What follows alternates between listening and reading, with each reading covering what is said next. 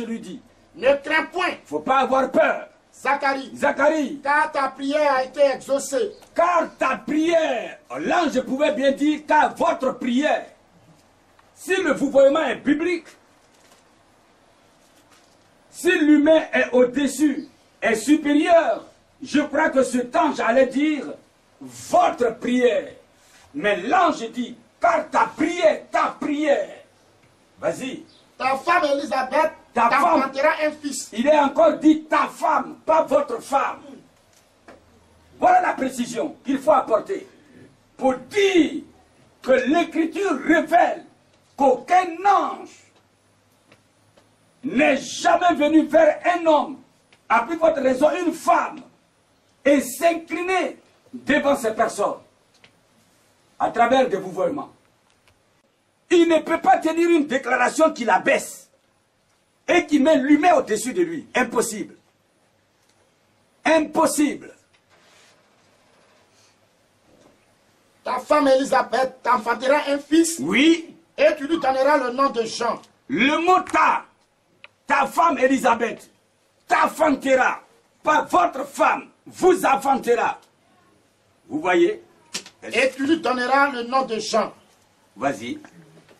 Il sera pour toi. C'est bien. Daniel 21 et Daniel chapitre 10 du verset 10 à 12. Examen biblique. Pour voir si réellement le credo Je vous salue Marie est fondé, bibliquement parlant. Une projection de lumière sur ce credo. L'expression vous. Si le vouvoiement est biblique. Si un ange venant de la part du Seigneur une seule fois a pu vous voyez un homme sur la terre ou une femme. Vas-y. Daniel 10, le verset 19 à 21. Oui. Daniel 10, 19, 21, Daniel 10, 10, 12. Puis il me dit, oui. Ne crains rien. Ne crains rien. Homme bien-aimé. Homme bien-aimé. Que la paix soit avec toi. Que la paix soit avec toi. Ne crains rien. Pas ne craignez rien. Pas ne craignez rien. Mais ne crains rien. Vas-y, courage. Courage, courage. Oui. Et comme il me parlait. Et comme cet ange me parlait. Je repris des forces. J'ai obtenu la force. Et je dis. Et j'ai dit. Que mon Seigneur parle. Que mon Seigneur parle. Car tu m'as fortifié. Oui. Il me dit. Il me dit quoi? Sais-tu pourquoi je suis venu vers toi? Oui. Maintenant, je m'en retourne pour combattre le chef de la Perse. Oui. Et quand je partirai, oui. Voici le chef de Javan viendra. Mais je veux te faire connaître. Je veux te. N'oubliez pas le mot, l'expression te. Te faire connaître. Te. Pas vous. Vous faire connaître. C'est l'ange qui parle toujours. Et qui s'adresse ici à Daniel. L'ange utilise le tutoiement. Il n'utilise pas le vouvoiement. Dans le livre de Luc, chapitre 1, du verset 28, l'ange Gabriel a dit, je te salue, Marie, toi à qui une part de grâce a été accordée. Ça veut dire qu'elle n'est pas la seule femme qui a obtenu la grâce devant Dieu. Mais je laisse ce côté. Je te salue, pas je vous salue. Et tous les autres anges qui seront envoyés par Dieu vers qui que ce soit se mettront dans ce même registre. Aucun ange, pas un seul jour, n'a dévié pour faire autre chose que cette voie qui a été tracée. Et voici. Il faut un deuxième lecteur pour que nous parlons plus pressés. Et voici. Et voici. Une main me toucha. Une main m'a touché. Et secoua mes genoux et mes mains. Oui. Puis il me dit. Vas-y. Daniel. Oui. Homme bien-aimé. Oui. Sois attentif aux paroles que je vais te dire. Sois attentif aux paroles que je vais te dire. Et tiens-toi debout. Et tiens-toi, sois attentif. Pas soyez attentif. Tiens-toi attentif. Il dit soyez debout. Sois debout. Vas-y. Et tiens-toi debout. Tiens-toi debout. À la place où tu es. À l'endroit où tu es. Car je suis maintenant le mot tu, qui revient de temps en temps. Non pas vous, mais qui parle, c'est un ange. Si dans Luc 1, 28, l'ange Gabriel a utilisé le tutoiement, si celui-là avait utilisé le vouvoiement, on aurait constaté une confusion. Mais tous les anges, quels que soient les textes bibliques qu'on va ressortir, vous verrez qu'il y a une unanimité. Tous les anges ont fait la même chose. On tutoyait les gens. Même Dieu lui-même, quand il parle avec ses poulains, il les tutoie. Nous continuons. Juge 13, 3. Juge 13, 3, Juge 13, 16 et 18. 15 à 18. Juge 13, 3. Deux versets que nous allons lire. L'ange de l'Éternel répondit à Manoach. L'ange de l'Éternel répondit à Manoach. Quand tu me étreindrais. Or, Manoach est le père de Samson. Et Samson était en Israël un libérateur. Un homme que Dieu a suscité dans un temps particulier, où Israël était sous l'oppression de l'ennemi. Il fallait quelqu'un auréolé de gloire, c'est-à-dire sur qui reposait l'autorité de Dieu. Il fallait un libérateur pour briser le joug colonial, pour faire en sorte de mettre fin à la colonisation, mettre fin, vous voyez, à l'oppression, parce que Israël était sous le joug, disons un joug étranger. Il fallait quelqu'un pour le libérer. Comme Moïse a été suscité dans un temps particulier pour faire sortir le peuple d'Israël de la captivité en Égypte. Donc Moïse a été un libérateur et Samson en son temps a été un libérateur que Dieu a suscité. Vous voyez, comme Gédéon en son temps a été aussi un libérateur. Et Dieu a suscité des hommes comme ça, des étoiles comme ça, comme les Barak, les Jephthé et les ceci et cela.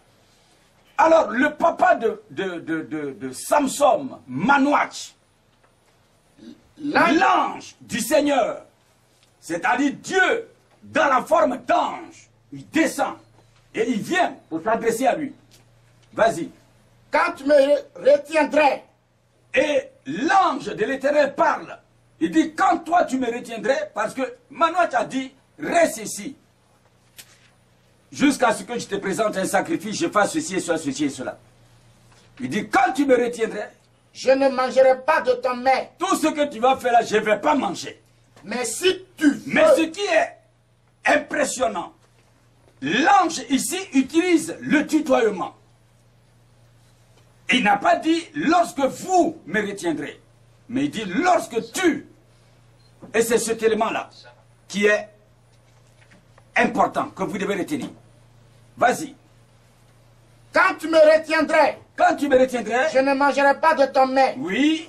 Mais si tu veux faire un holocauste. Si tu veux faire un holocauste. Tu l'offriras à l'Éternel. Alors il faut présenter ton sacrifice à l'Éternel. Manoach ne savait point que ce fut un ange de l'Éternel. Voilà. Deuxième citation. 1 Roi 19, verset 5. 2 Rois 1, 3. 1 Roi 19, 5. 2 Rois, chapitre 1, du verset 3. Examen biblique. 1 Roi 19, 5. Voilà. Nous voulons ce qui est écrit.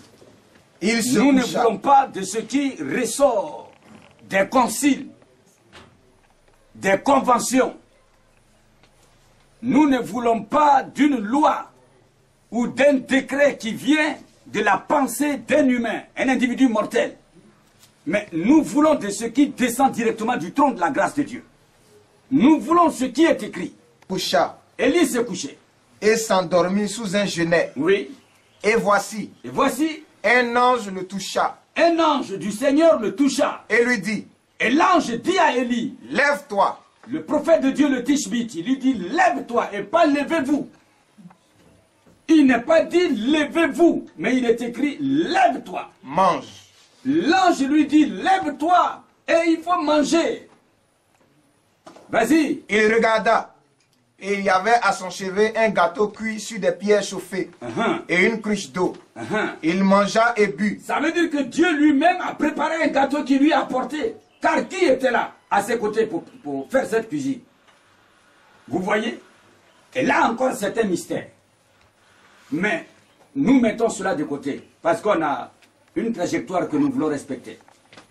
Vas-y.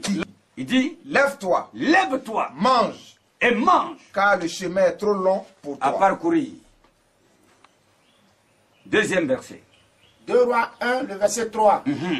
Mais l'ange de l'Éternel dit à Élie, À Élie, le Tishbite, oui, lève-toi, lève-toi. monte à la rencontre des messagers du roi de Samarie. Voilà la confirmation toujours.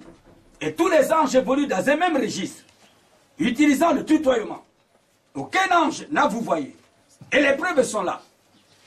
Juge chapitre 6 du verset 12 à 16. La dernière preuve. Juge 6, 12, 16. Juge 6, 12, 16. Quand Gédéon, L'ange de l'Éternel lui apparut et lui dit, et dit quoi? l'Éternel est avec toi, L'Éternel est avec vaillant toi. héros. Vaillant héros. Gédéon lui dit, L'ange dit à Gédéon, l'Éternel, ton Dieu, est avec toi. L'Éternel est avec toi. Amen. Il n'est pas écrit, l'Éternel est avec vous.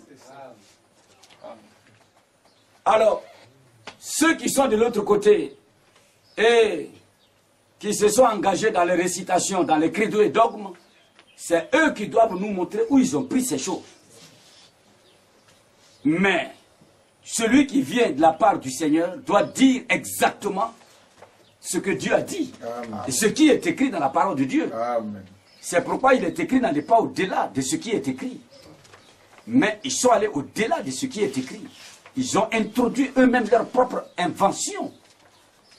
Et c'est pour cela que la mort a frappé toutes ces congrégations. Parce que dès l'instant que la vérité de Dieu a été écartée et remplacée par le mensonge, mais la communauté devient une organisation satanique, diabolique. Il n'y a plus de vie. La vie n'y est pas. C'est la mort. Le dernier verset a été lu. Le deuxième élément que je vais corriger. Mais pasteur, la Bible dit ceci. Matthieu 1, 23. Voici, la Vierge sera enceinte. Elle enfantera un fils. Et on lui donnera le nom d'Emmanuel. Ce qui signifie Dieu avec nous.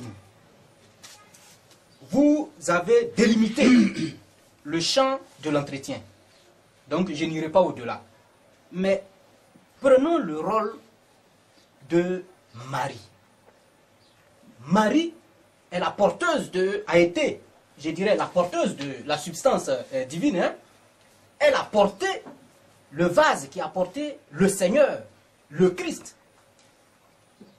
Et donc, si nous recevons une révélation particulière et que nous voulons accorder ce respect-là à la Vierge Marie pour avoir porté notre Seigneur et nous la vous voyons, ou bien vous me direz que vous n'avez jamais reçu de révélation de la part du Seigneur, éclairez-moi un peu sur cet aspect-là.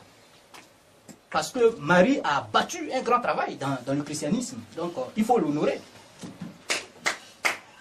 Elle n'a déployé aucun effort. Et Dieu a jeté un regard favorable sur sa bassesse. Donc elle ne peut pas mettre l'accent sur la grâce. Et un homme va parler d'effort. Il y a une contradiction.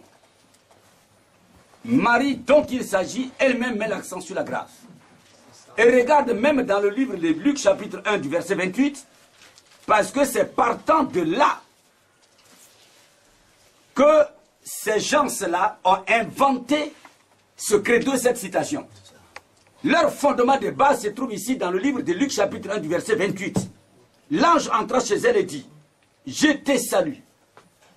Voilà leur fondement de base. Or, ce fondement est un fondement de paille. Un fondement d'une grande puanteur. Un fondement qui ne tient pas devant la révélation de la parole de Dieu. Parce que ce fondement est un fondement de mensonge.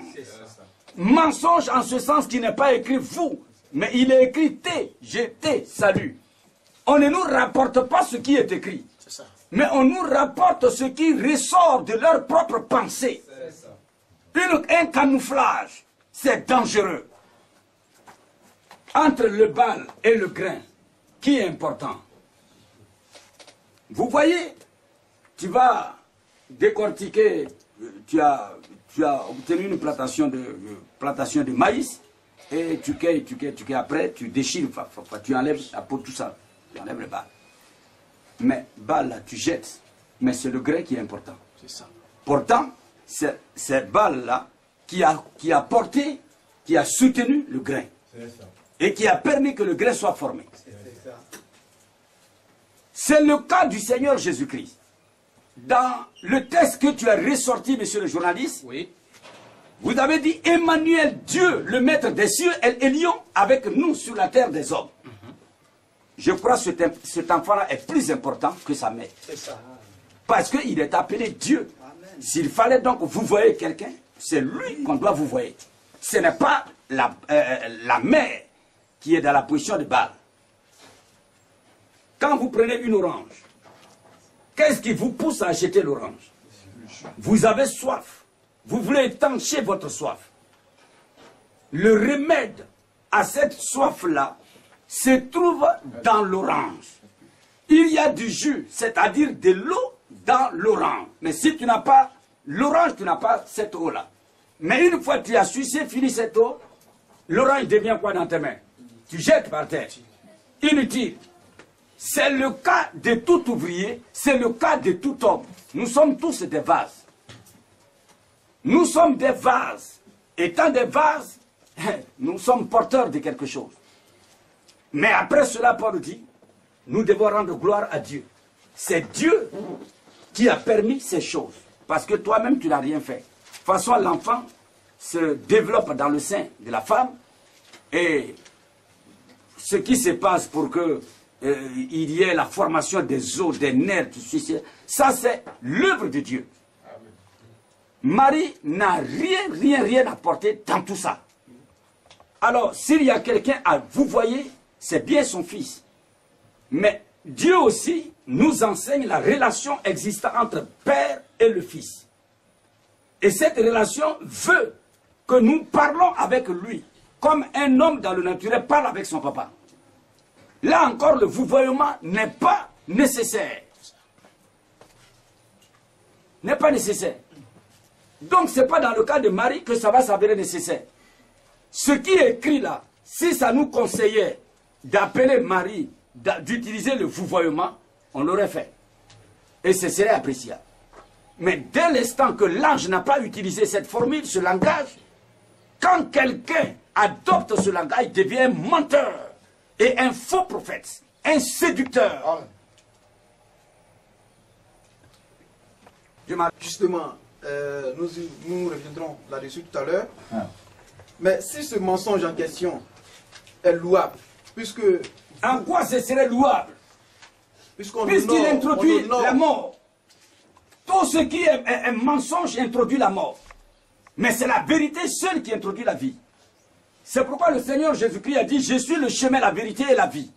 Dans le livre de Jean chapitre 14 verset 6, je suis le chemin, la vérité et la vie. Il y a un seul chemin, un chemin unique. On ne peut pas le contourner, non. Il ne faut pas survoler, non. Un seul chemin. Tu n'es pas dans le chemin, tu n'as pas la vie. Et si tu n'as pas la vie, tu as quoi? À l'opposé, c'est la mort. Et si tu n'es pas dans le chemin, c'est que tu es au bord du chemin. Celui qui est au bord du chemin est un aveugle. Il n'est pas en Christ, il n'a pas le salut. Je suis le chemin, la vérité et la vie. Là où il n'y a pas la vérité, c'est le mensonge. La vérité est que c'est écrit, je te salue. Le mensonge veut qu'on dise dans les récitations, vous, qu'on utilise la formule du vouvoiement. C'est le mensonge. C'est l'occidentalisme. C'est un esprit de raisonnement qui parle ainsi. Ce n'est pas l'esprit de révélation qui vient de Dieu. Il y a un problème. Rien n'est à louer ici. Il n'y a pas quelque chose à louer ici. S'il faut louer ce langage, ça veut dire que toi-même, tu es prêt à apprécier le mal. tu es prêt à acclamer le démon, le diable, parce que c'est une œuvre de destruction. Loin de moi cette idée. Nous passons à la deuxième phase de notre émission. Monsieur Zobel Agodju, en quoi est-ce que plein de grâce vous cause problème? Quel péché y a-t-il dans ce credo-là, plein de grâce? Oui, plein de grâce me cause beaucoup de problèmes. Et c'est une récitation qui dégage une puanteur, une mauvaise odeur. Vous voyez dans mes narines. Et je sais que le Seigneur en souffre depuis le ciel. C'est vrai, parce que tout ce qui n'est pas la vérité, ça fait souffrir le ciel. C'est vrai. Et je ne veux même pas entendre ces credos-là. Là où je suis, je ne veux même pas qu'on récite ce genre de credos-là. Plein de grâce. Sur quelle base elle est pleine de grâce? Qu'est-ce qui le justifie? Qu'est-ce qui le prouve? Qu'est-ce qui le démontre? Elle est pleine de grâce. C'est la bouche de lui-même qui a parlé. Mais bibliquement, quel texte qui le prouve? Quel texte qui le révèle? Quel chapitre qui le dit? Il n'y a pas de chapitre. Tu vas prendre la Bible, les 66 livres qui composent la Bible. Tu ne trouveras aucun livre qui parlera de ça. Les 1189 chapitres, tu ne trouveras rien. Les 31 000 versets bibliques, tu n'auras aucun verset pour soutenir un tel mensonge.